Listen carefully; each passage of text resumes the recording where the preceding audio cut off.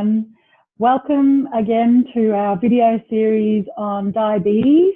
My name's Jo Kalea from Pregnancy and Me, and I'm joined with Ruth Jamison from The Modern Diabetic.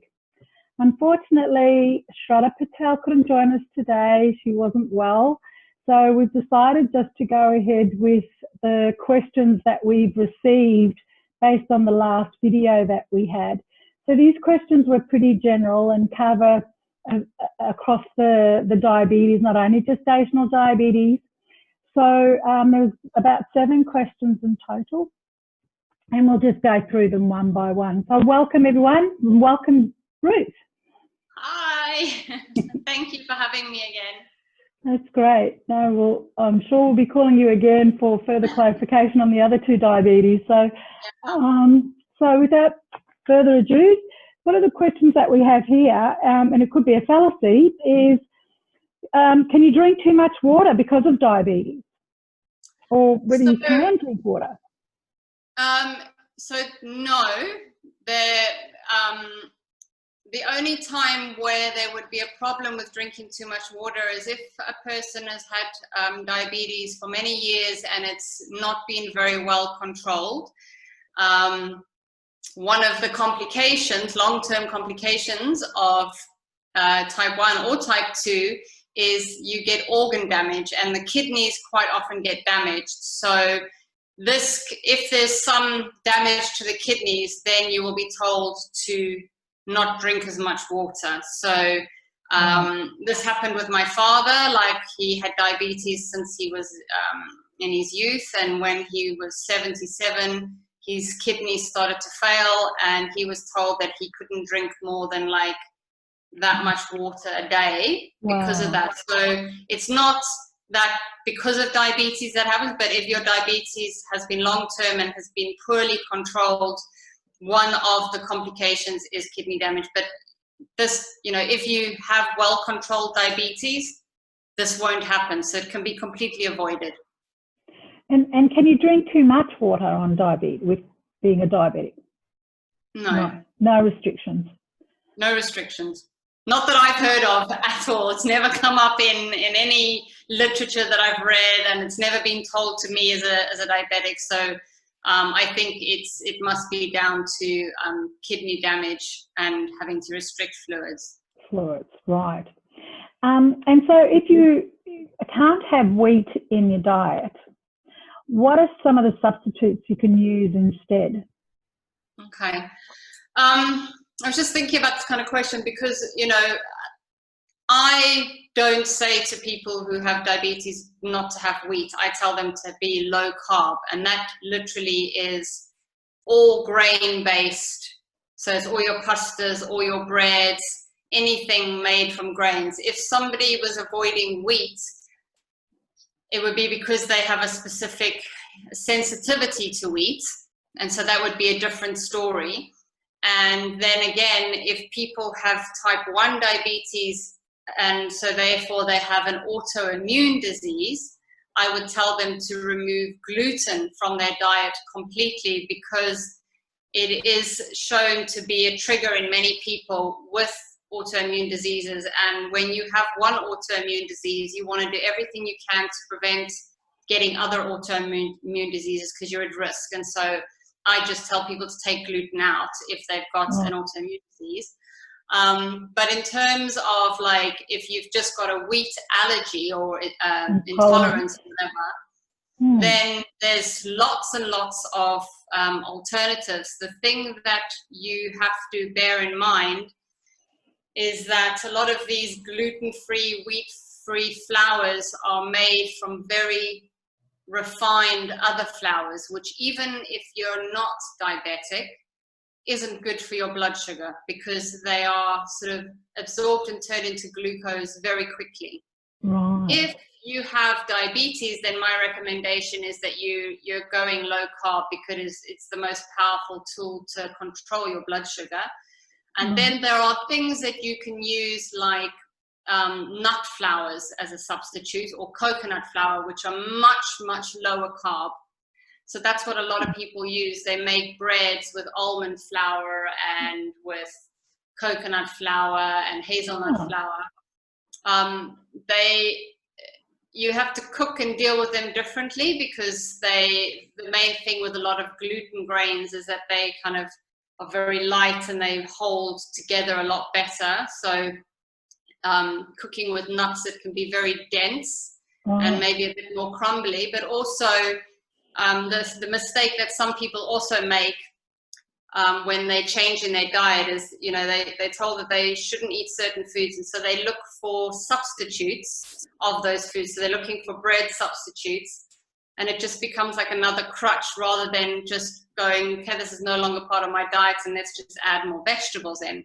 Yeah. But if you're eating far too many nut-based substitute breads and everything like that, you're actually consuming a lot of nuts. It takes a lot of nuts, and it's like where we shouldn't eat so many nuts in one go, usually like just like a handful of nuts. And a lot of people end up kind of getting, it affects their digestion and stuff from eating too much nuts, but it can also, nuts and that are very high in omega-6, which is a fatty acid which we need in our diet, but if we have too much of it in our diets, it can be very inflammatory. So it's a thing to kind of be aware of. You can make you can use like nut flours and that's and coconut flour and that as substitutes, but try not to kind of like eat them every day and kind of use them in everything. So sparingly. Yeah. Well, that's interesting. Yes, I know. It must be hard for people that have brought up on different kinds of breads to suddenly stop. Yeah, it must be difficult. But I agree with you. By eliminating it from your diet, you're saving yourself from problems in the future. So it makes sense. Yeah. So the next question we have here is, which dairy products are okay to eat when you have diabetes? Okay, so there's two parts to that answer.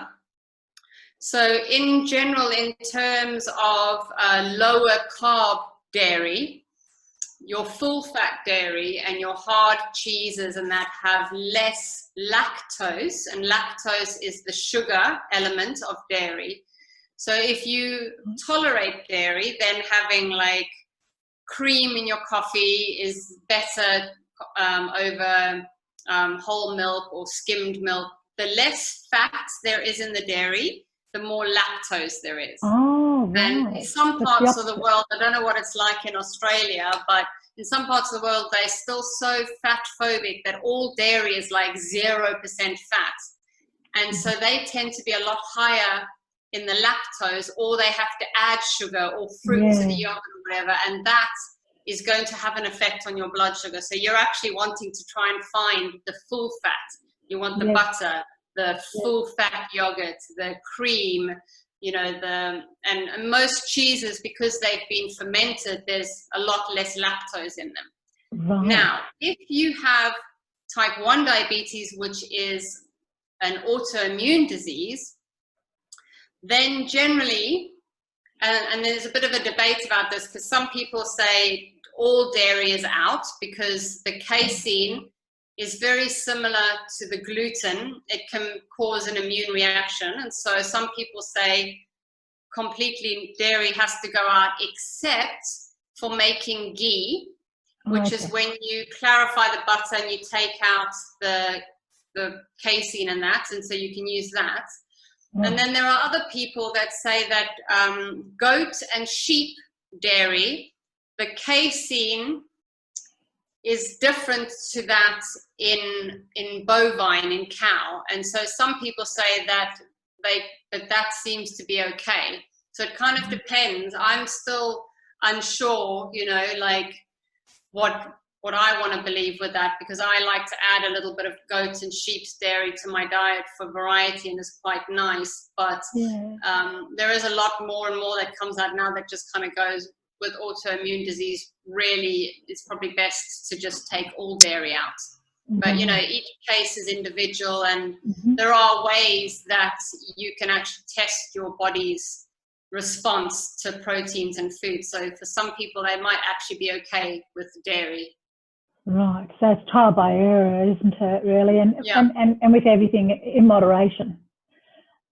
Well, I think when your body's reacting to something, if something's bad for your body, there's no moderation. It's in or out. It's kind of like you say to somebody, either you're pregnant or you're not. Either you're gluten-free or you're not. You know, but if the food is an unhealthy food, then yeah, that you can kind of say in moderation. You kind of, that when you go out for dinner, if it's once or twice a month or something. But if it's something that is causing your body harm, then there is no moderation. No, you should eliminate. Yeah, sorry. Definitely. Yes, I should have clarified that. Sorry about that. That's okay. Tell our listeners too, our viewers, that you're actually living in Portugal. So it's in the morning right now, and it's in the evening here in Melbourne. So yeah, that's why I put my sunglasses on. Yeah, you're ready to go outside in the sun. Lucky you.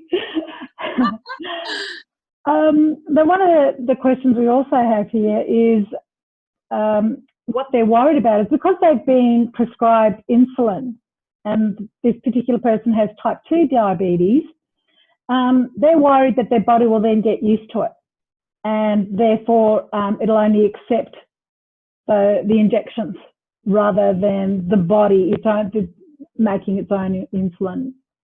Okay, so there are things in the body where that can happen, but that's not going to be the case with insulin. So the body, if you inject insulin, if you have type 2 and your doctor has said that you need insulin, it's because your diabetes is really hard to control through oral medication, and presumably the person's, you know, doing something about their diet and exercising as well, and their body needs insulin. Now the problem I think with that is the body, if the person doesn't do more to increase their body's sensitivity to insulin, whether it's injected or their bodies, they will just become more and more resistant and need more and more insulin. Oh, and when somebody is already getting to that point as a type 2 and they need insulin, they're probably getting to a stage as well where they are burning out and tiring out their own body's insulin producing cells. And there's a risk that if they don't do something more drastic to reverse their type 2, they might need to go on insulin for life.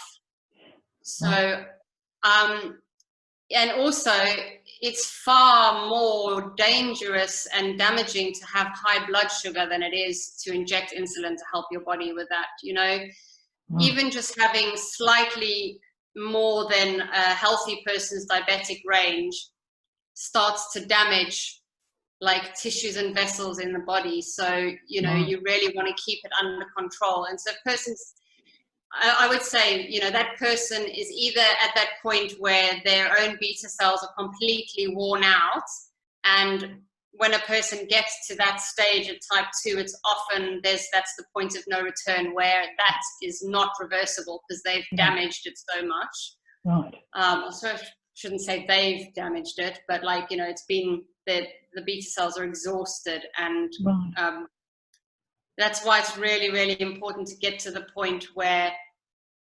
you're reversing it before it goes that far, by really sort of, you know, cutting those carbs and sugars. You know, for some people, and I know a lot of people with type 2, like in the online kind of forums and everything like that, where, you know, this one guy, he writes a lot about it. He had type 2, he was like having organ failure, he was in a real mess, and he just went very low carb, and his blood sugars are back to normal, he's off all his medication, and he's lost loads of weight, and he's restored function of his organs and everything, and he has to stay low carb for the rest of his life, and that's fine. You know, his body, some people get more, you know, like I said, genetically, some people are more intolerant to carbs. So, you know, genetically they, you know, you look back at their history or whatever, they weren't eating a diet that had a lot of these foods in. That's why some people can eat like this most of their life and be fine, and other people, it turns up in type 2 diabetes. And it's happening more and more just because our diet is becoming more full of sugar, more processed, more carbs and everything like that. And so it's happening more and more. Yes, yeah. No, So I'd say to that person, like, they should probably listen to their doctor's advice, because if their blood sugar is really, really high and they're needing insulin and he's recommending insulin, yeah, it's very, you don't want to be sort of getting all that damage and yeah, they need to start looking at more drastic ways with diet and exercise. And then maybe they might come off the insulin eventually, if it's not gone too far. Right. Okay, so the next question we have here is, could babies become malnourished if mum has gestational diabetes and having those sorts of food restrictions? Is that true? No. So this is very interesting. So if that mum is eating a standard Western diet, they've got more chance of that baby being malnourished than if they ate a whole food, low carb diet. Right. Okay. So when you think about the foods that you're taking out when you go low carb, your pasta, your rice, your bread, your other grains, your potatoes, your very tropical fruits and very sweet fruits, all of those foods on a food pyramid for like nutrient density are at the bottom. Right. They're not very nutrient dense foods. So if you're eating a diet with meats and fish and eggs and dairy, if you can tolerate it, and nuts and seeds, and like as many colorful vegetables that you can fit in, and low carb fruits, you will be nourishing yourself and your baby. You will be getting everything. And if you're worried about it, there's a lovely like app called Chronometer where you can log everything in, and it tells you what it tells you all your nutrients. So like I do it, and if I have a breakfast with 3 eggs and some mushrooms and maybe some sauerkraut or something like that, I'm getting in that one meal 40% of my daily nutrient targets in just eggs and some veg. Right. So definitely not. So long as they don't go low carb, but then choose all the processed low carb foods. Yeah. If they just stick to fresh, home cooked foods and just take out, like grains and that, they really don't, they're not very nutrient dense. They're really not. And a lot of fruits, we're made to think, eat loads of fruits, but they're not very nutrient dense either. You're going to get more, like the most nutrient dense foods are herbs and spices are at the very top, but of course you don't eat them in much volume. Organ meats and fish and seafood, seafood and meat and that come next in nutrient density, and then your vegetables and fruits and nuts and seeds and dairy and stuff. Right. Yeah, it's like that pyramid, I think it's called, isn't it? From what I can. Yeah, like basically for a long time that food pyramid has been the wrong way around, and it needs to be the other way around. The other way around. Yeah, that's true. I've heard that. Yeah, I've heard that before. And with that app, what we'll do is we'll send through the details so everyone can see the name of that app, and maybe if they want to download it, they can. So, yeah, definitely. And the next question, is it true that high sugar can cause frequent UTIs? Yes, there is truth in that. I mean, high sugar can cause frequent any infections, because most bacteria and viruses, a lot of them, they actually feed on sugar. Right. So even now with COVID and stuff, you should be like reducing all of those foods. And if you get COVID, you just need to cut out all sugars, all fruits, all of that, because otherwise you're putting in your body the very fuel that virus or bacteria needs to replicate. Right. Oh, that's interesting. Yes, you're right. Yeah, I haven't thought about it that way. And just the last one, can type 2 become type 1 diabetes? Okay. Yes and no. And it comes down to how you define type 1 diabetes. So when you're defining type 1 diabetes as it's an autoimmune disease where the body has attacked and destroyed the beta cells that produce insulin, then no, type 2 cannot turn from a metabolic disease into an autoimmune disease. However, if you look at type 1 diabetes as in the body cannot produce any more insulin or enough insulin, which for the most part, type 1 is the autoimmune, but there is a small section of people where maybe their pancreas has been damaged, or there's been cancer, or in type 2 diabetes where it's been for many years and poorly controlled, and eventually they've had beta cell burnout, and they get to the point where those beta cells are damaged beyond return, and they then become type 1 diabetic in that way, and that they then have to inject insulin because their body can no longer make anymore. And again, it's like that can be avoided, if they intervene and act now and make those changes before it gets to that can be avoided. Because you don't want to get to that point where you need insulin to survive, because that's for most people with type 1 with autoimmune, and that's what it is. Like, if we don't take insulin, we'll die. And type 2 diabetics have this opportunity where they can, stop it before they destroy. Right, and through diet and management and exercise. And, yeah, exactly.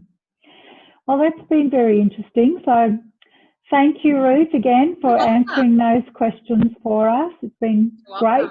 Learned a little bit more again about diabetes. So you'll be a diabetes expert by the end of this. I feel we will. So, like I said earlier, we'll send through that app for everyone so they can download it to count their nutrients in their food. I think that'll be a handy little app that people can use. Yeah. And if anyone has further questions or want to comment, like or share, please do. This has been Jo Kalea from Pregnancy and Me, joined with Ruth Jamison from The Modern Diabetic. Thanks, everyone. Thank you. Bye-bye. Bye.